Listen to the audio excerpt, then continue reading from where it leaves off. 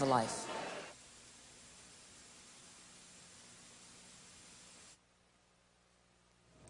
There is an understandable anger in our country against whoever is responsible for this week's outrage. But we want to be certain that this righteous anger is not misplaced. John Blackstone reports. أشهد أن محمدًا رسول الله. In California's Silicon Valley, the Islamic call to prayer does not go unheeded. My dear brothers and sisters in Islam, I would like to greet you with the Islamic greeting. They are high-tech engineers and computer programmers, laborers and students, Americans by birth and recent immigrants. We are as much in grief as any common American citizen which is grieving and crying on this tragedy. But these Muslims worry some may blame them because of how they worship or where they come from. This is what America is all about. It's a nation of immigrants. We're all immigrants. You have an American family? Yes, yes, they are truly American. Malika Khan has 5 American children. One of her sons was on the staff of a California congressman and has now gone on to work at the White House. You must have worried when you heard that maybe the White House was a target. You won't believe how much I was worried. I was shaking.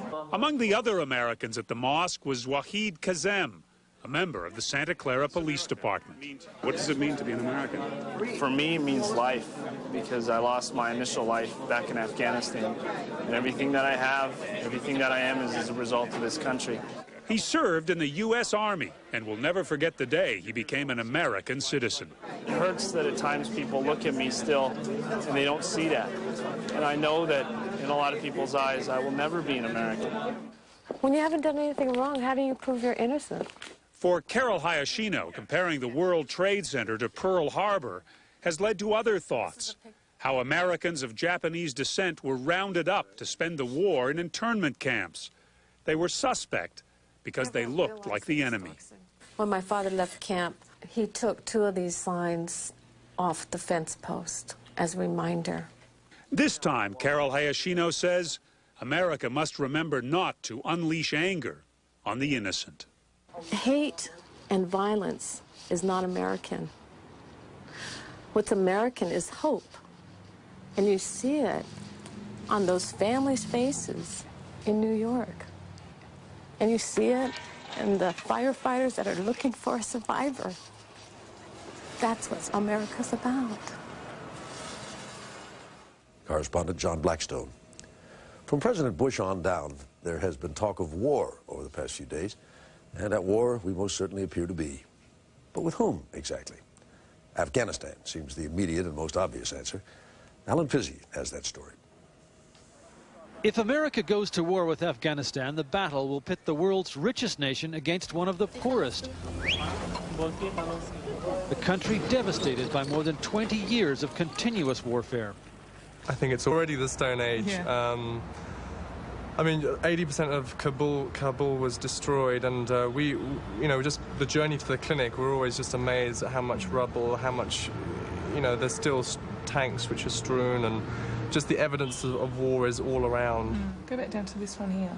Which one? Vicky and Mark Timlin spent the last 7 months in Afghanistan. The head office of their charity, Hope Worldwide, ordered them to leave after the attacks on the World Trade Center and the Pentagon. Afghanis, they say, were as stunned by the attacks as everyone else. They wanted to feel the grief of the Americans as well. That there definitely wasn't a sense of jubilation that this happened. There was a sense of, wow, this is terrible. And they just wanted to know exactly what the images were like, how the planes crashed, how many people died. The Timlins believe it is Afghan culture that provides Osama bin Laden his best protection. They see him as a guest and they'll protect him, they'll look after him, and that's just the general culture. They do that with anyone. Osama bin Laden is a Saudi Arabian who went to Afghanistan to fight the Soviets after they invaded in 1979. The shadowy figure, who is known to hide in caves, is believed to be the youngest son of 24 brothers in a family whose hugely successful construction business earned him a fortune believed to exceed $200 million. He used it in the Afghan refugee camps of Pakistan to recruit and train dedicated young fighters, slowly building a fanatical network of his own called Al-Qaeda, the base. The problem for the U.S. is that the name is just that, a name. Bin Laden has no real base, no sitting target. And even if he could be killed, it wouldn't necessarily mean the end of Al-Qaeda. Bin Laden is as much a phenomenon as he is a man, one expert here said, and you can't kill an idea. And he has an heir apparent, a trusted lieutenant whose son recently married one of bin Laden's daughters. The ceremony was one of the last times bin Laden was seen in public. His followers train with video games like this one, shooting at former President Clinton. No small irony in light of the fact that bin Laden began with American help. The CIA and other Western intelligence services were supplying hardware and training to the Afghan fighters bin Laden recruited to fight the Soviets. Just as it was then, ordinary Afghanis seem resigned to the next phase of U.S. involvement in their country, Vicky Timlin says. Another case of here we go again. 70% of the nation, the population, is women and children. So obviously these are the most vulnerable because so many of the men have died in so many years of war. They've just gone out to fight. And if it does come to a war, the fight will be a desperate one. If they fight, they definitely fight very hard, and they fight to the end. They don't have a fear of dying? They don't, no, because in their mind, they're just fighting for their country, they're fighting for what's right. Ahead, America rising, but already changed.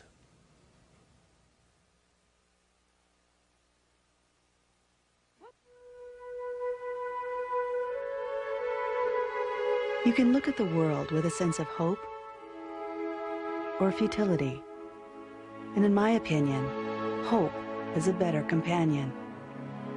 And so I hope that one day we will do more for the people of developing nations by answering the cry for family planning services. We will offer health care, contraception, and sex education. And we will watch how this act transforms lives.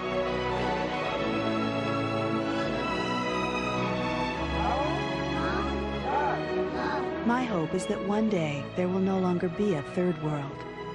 There will only be one world.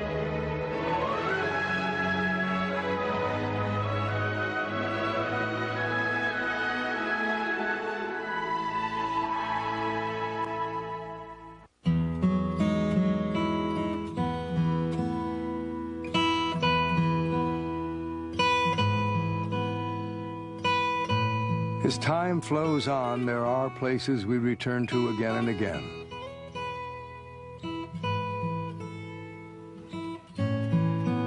Places that comfort us with their serenity.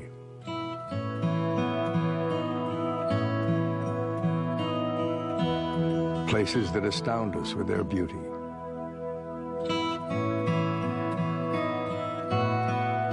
Places where our memories come to life. Precious places, timeless places, places that with your help can endure forever. I'm Paul Newman. Help the Nature Conservancy save the last great places around the world. Looking back on this week's awful events, sometimes it's the small details that are the most telling. We have a reporter's notebook from Lee Cowan.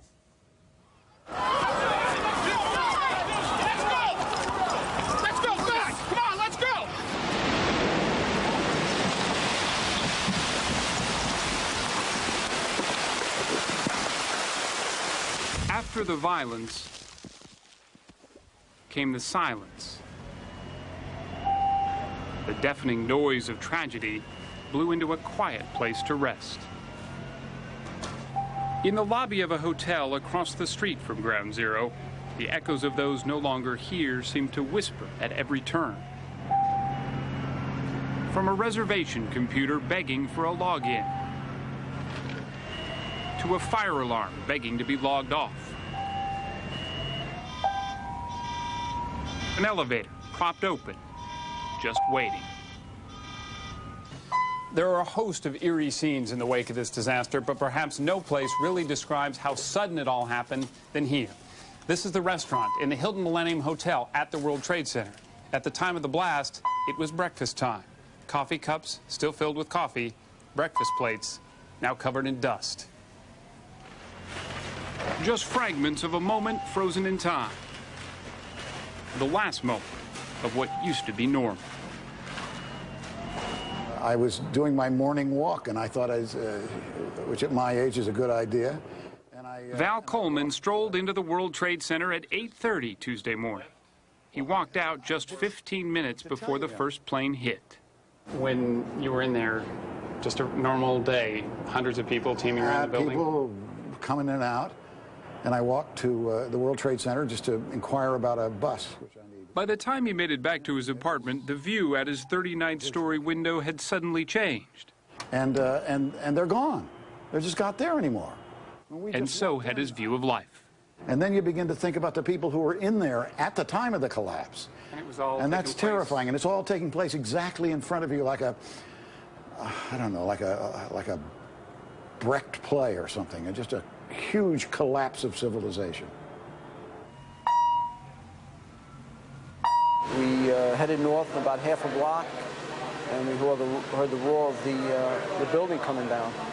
Captain Dennis Tardillo was one of the first on the scene. He and his men didn't meet death on Tuesday, but they now feel guilty that they cheated it. Another 30 seconds, another floor higher, we wouldn't have gotten out. And with so many dead, why are we here? All the men in his company came back from the towers, but they came back different. I want to close my eyes and open them and see the towers. I'm hoping it's a dream, but I have a feeling it's reality. It did happen, correct?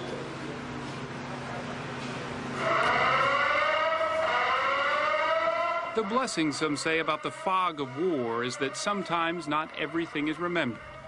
But like the cloud over Manhattan that hasn't disappeared, the thought of what used to be lingers as well.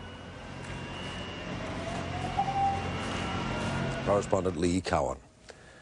In the long view of history, it may be that September 11th, 2001 will be remembered as the day America's new century began. For on that day, as Rita Braver tells us, we did enter a new era. Hey guys, you can get some help over here. Carry this guy in the ambulance. Need a little help, no? Get him over there. I really did think as Americans, we were one of the safest people to see this happen. It's real scary.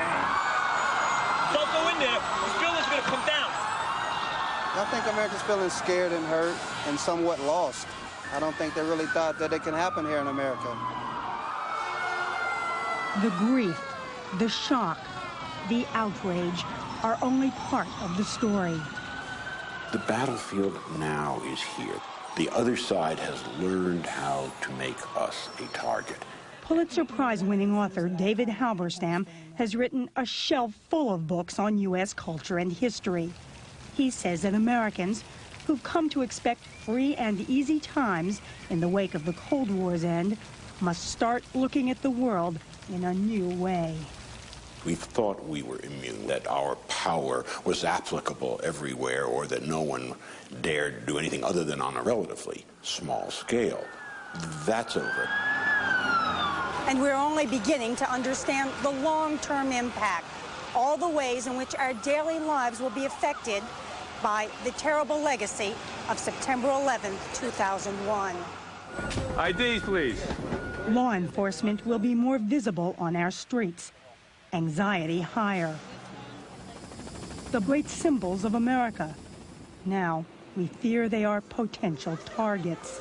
Grand Coulee Dam or Lake Powell and nuclear facilities, there could be other areas. I mean, it kind of opens the mind to all sorts of horrible circumstances.